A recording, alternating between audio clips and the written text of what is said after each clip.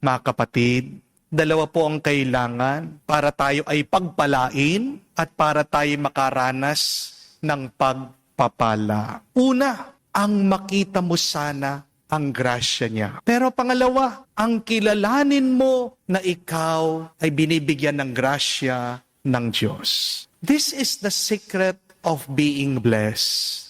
To see grace and to recognize grace. Because to see grace is the beginning of blessedness. But to recognize His grace is the way of abundance.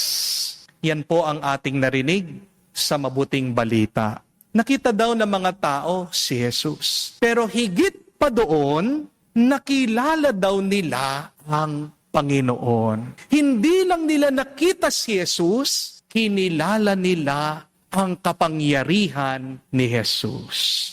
At dahil nakita at kinilala ang ating Panginoon, anong ginawa ng mga tao? Dinala daw po nila ang kanilang mga may sakit. Lumapit sila, sumampalataya sila, at marami daw ang napagaling ni Jesus. Mga kapatid, hindi po sapat na makita mo ang Diyos.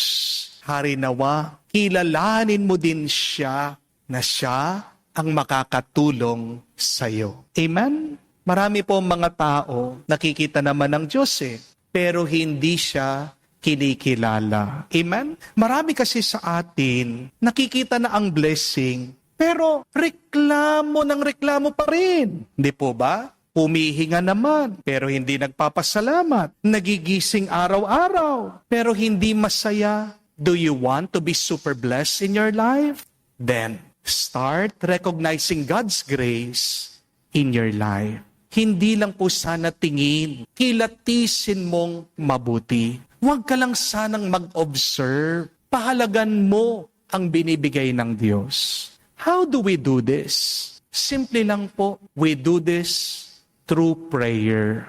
Sana kapag nagdarasal po tayo, wag lang tayong puro hingi sa Diyos. Wag lang puro sinasabi mo, Lord, bigyan mo ako. Lord, itong gusto ko.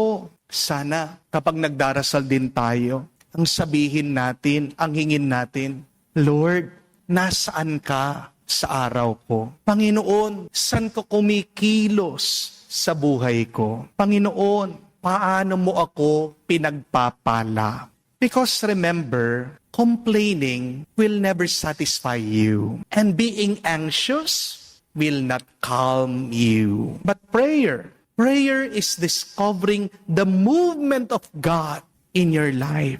At kapag nakita mo, nakilala mo ang Diyos dyan sa iyong buhay, may kapayapaan ka. Magkakaroon ka ng lakas.